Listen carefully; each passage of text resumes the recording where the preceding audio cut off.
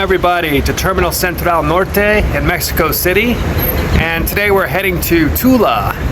Tula was the ancient indigenous capital of the Toltec Civilization, and the Toltecs bridged the gap between the Teotihuacanos and the ancient Aztec civilization here in Mexico. So Tula is about 2.5 hours outside of Mexico City by bus, so it's going to be a great adventure today. We're going to see a lot of cool ruins, statues, things of that nature, so I'm very excited. So let's head to Tula.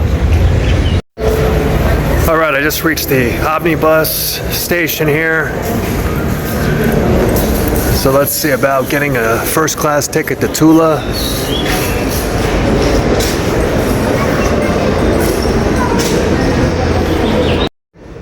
Hola. Buen día. Un boleto a Tula, por favor. Directo. Tula. Viaje redondo, solo ida. Ida y vuelta. Sí, por favor. Próximo 10 de la mañana. 10. ¿Está bien? ¿Asiento, ventanilla o pasillo? Pasillo. ¿Está bien el 7? ¿Cómo? ¿Está bien el número 7? Sí, perfecto. ¿Su nombre, por Y favor? ventana, por favor. ¿Es posible? Ventana Sí. 8 sería. Sí. ¿Nombre? Tom. T-O-M-A. Okay guys, I just paid 352 pesos for a round trip ticket to Tula and back to Mexico City. It cost me nearly $20, so $10 each way, so not a bad deal. So let's head to Tula. All right, now we're boarding the bus on our way to Tula. Ticket here. Muchas gracias. All right. Seat number 8.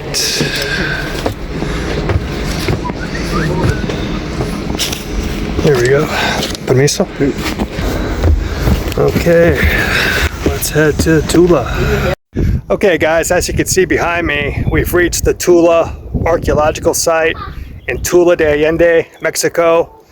So as I stated at the beginning of the video, Tula was the capital of the Toltec Empire, which flourished from roughly 900 CE to 1150 CE.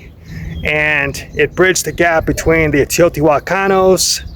Teotihuacan flourished from roughly 200 CE to 550 CE, and then it was succeeded by the mighty Aztec Empire around the 14th century. So Tula was a very important Mesoamerican capital. It's often considered the cultural, historical, and philosophical center of Mesoamerica. Many of the Aztec kings and nobles wanted to pattern themselves after the Toltecs. So this is a very important historical site. We're going to see a lot of great ruins and sculptures today, and it's going to be a great journey through history. So I hope you enjoy it. Let's go explore Tula.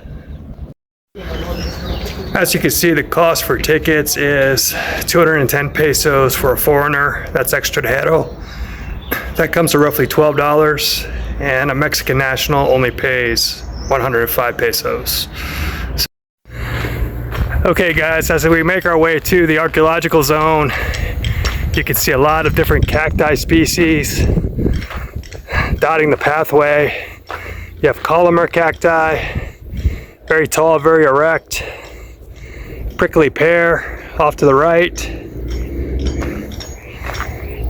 And then those tall trees are called yucca trees, which are native to the arid regions of Mexico. Kind of reminds me of the Joshua tree that you would find in the Mojave Desert. Let you check that out. Very beautiful. All right, let's continue on to the ruins. Here you have a lot of vendors selling their souvenirs, their trinkets. Lots of stuff for sale, celebrating Tula de Allende.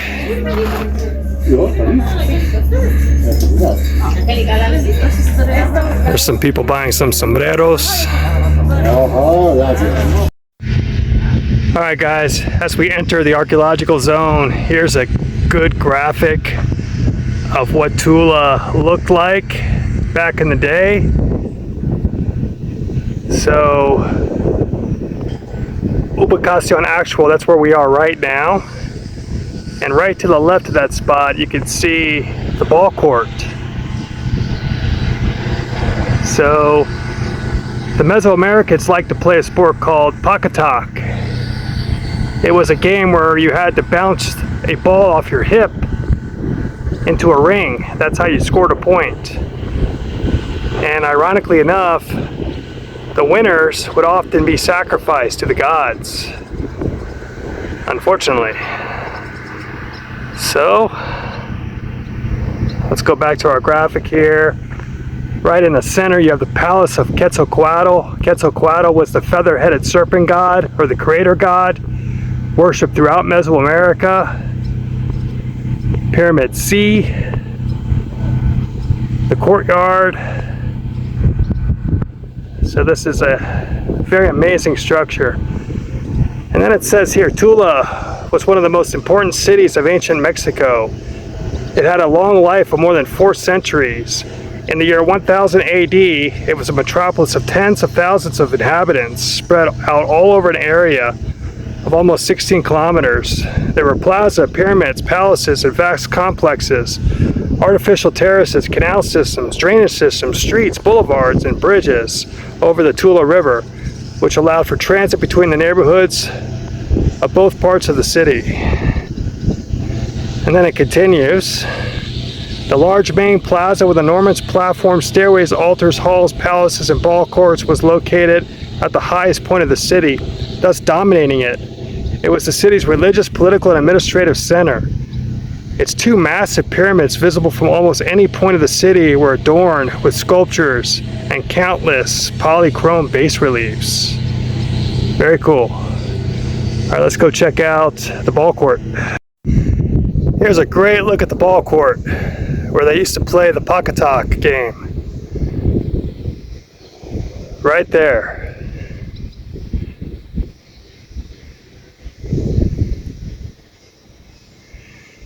And then you have the greater complex in the background.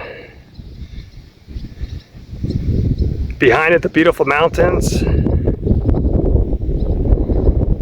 So as you can see, guys, these structures were made out of volcanic materials, namely tazone, andesite, and basalt.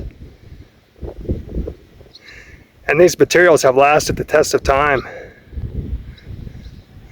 We are now looking at the remains of the burnt palace, Templo Quemado.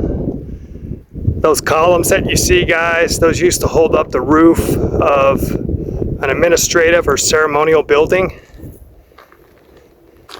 that subsequently burned down at some point. Let's walk in.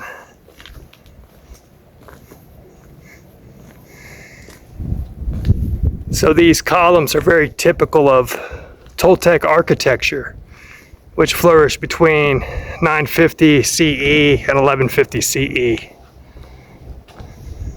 All right, guys, I just want to point out the lower base that you see on the burnt temple. That's authentic Toltec architecture right there,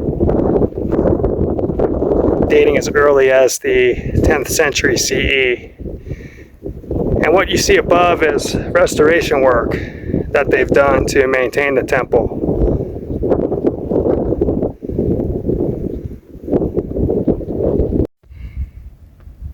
Off in the distance, you can see a typical Toltec step pyramid.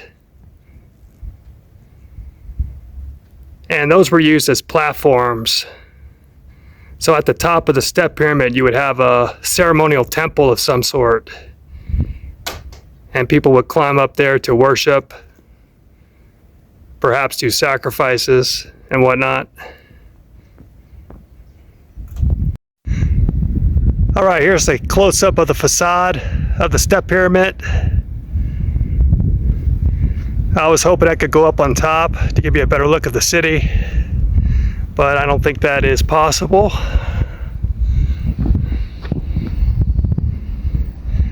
Once again, you have that volcanic material, stone, tazone, andesite.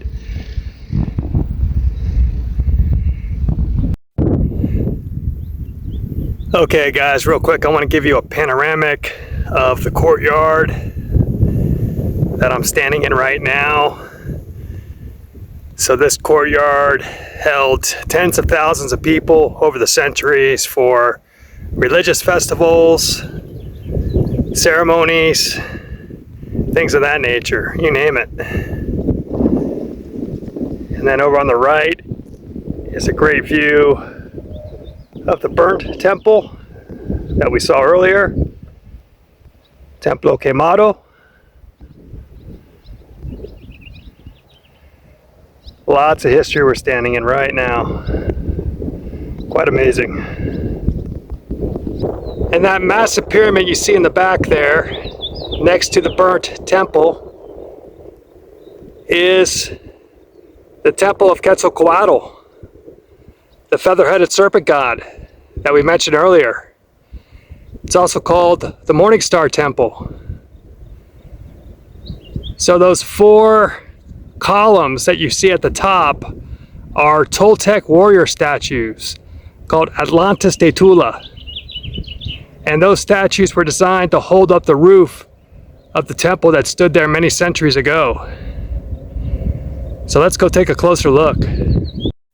Here's a better look at the Quetzalcoatl Temple. As you can see, a lot of visitors out today experiencing this important piece of history. And I want to point out, guys, that this temple was vastly restored, but a lot of the materials that you see are original materials. The volcanic basalt to zone. The restorers would try to use as much original material as possible during the restoration process. It's a very beautiful temple. Now let's go to the top. All right, let's make our way up the Temple of Quetzalcoatl. A bit of a steep climb. Best to do this diagonal, like so.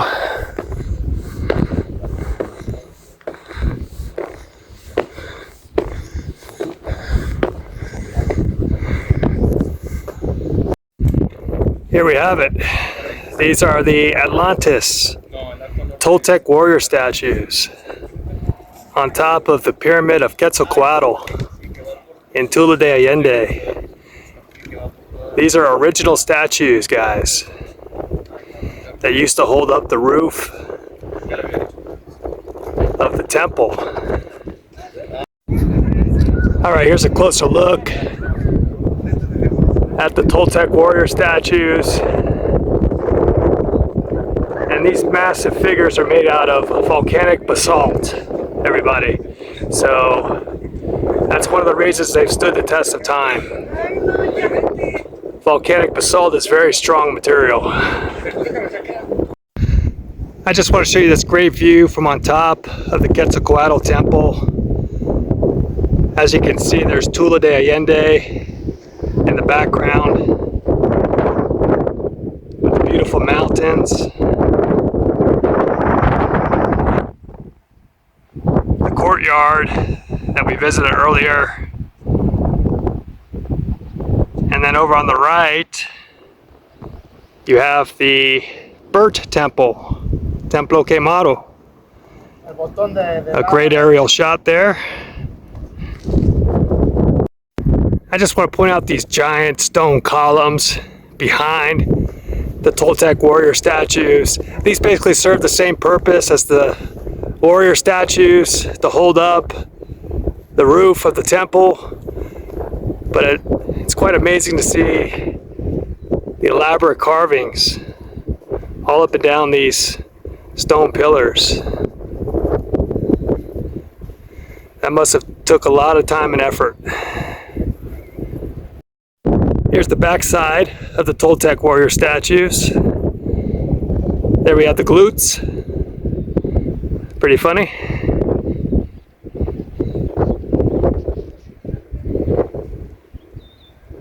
Very elaborate carvings, front and back.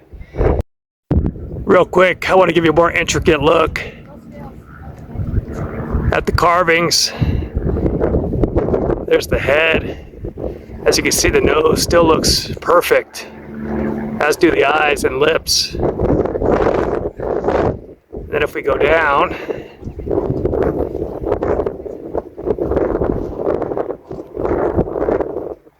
get to the feet. And look at that, guys. Wow. Look at how intricate those feet were carved many centuries ago. Okay, I'm heading down the pyramid now. I just want to give you a look at the facade of the step pyramid as I make my way down very carefully. Okay, this is neat here. This structure that we're looking at right now, it's called the Tzompantli. And the Tzompantli was an architectural structure that was built during the Mexican settlement of Tula. Its function was to place and display the skulls of human sacrificial victims, generally prisoners captured in battle.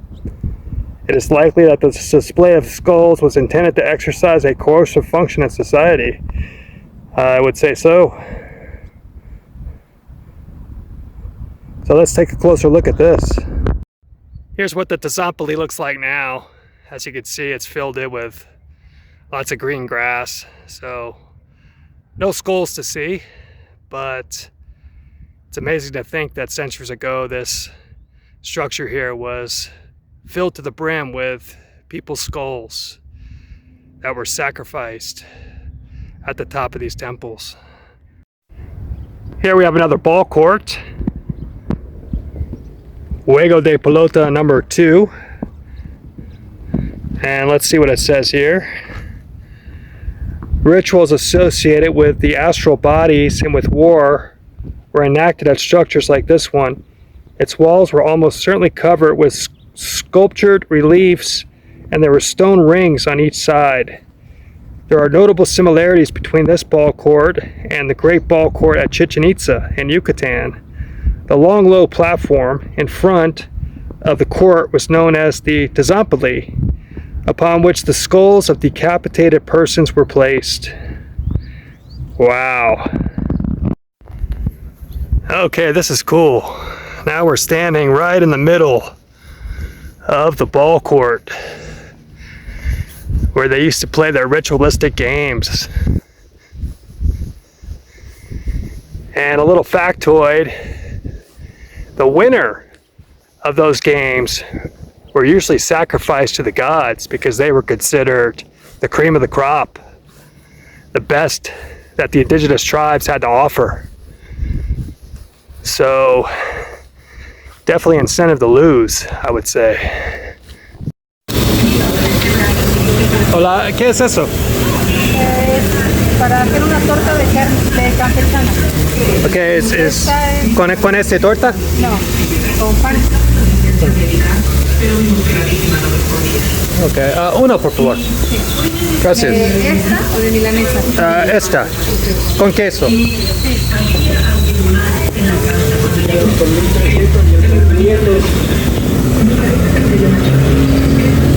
Gotta get some street food here. Quite hungry after touring the pyramids all day. And that's traditional Mexican street food you're looking at. Delicious. All right, here we go. I got a traditional Mexican torta, carne de queso, and I also bought some chocolate made from 70% cacao. Many people don't realize chocolate was invented in Mexico, so they produce some of the best chocolate in the world. So let's eat. All right, fellow nomads, I hope you enjoyed the tour of the ancient Toltec civilization of Tula de Allende, just outside of Mexico City. We got to see a lot of very cool stuff today. Awesome sculptures, magnificent pyramids, and much more. So if you're ever in Mexico City, guys, I would highly recommend that you visit Tula de Allende. It's one of the most historic places in all of the world, and you definitely won't regret it. So my name is Nomad Tom. I'll be posting more content about my travels in the future, so I hope you could join me on future journeys. Until then, take care. Bye-bye.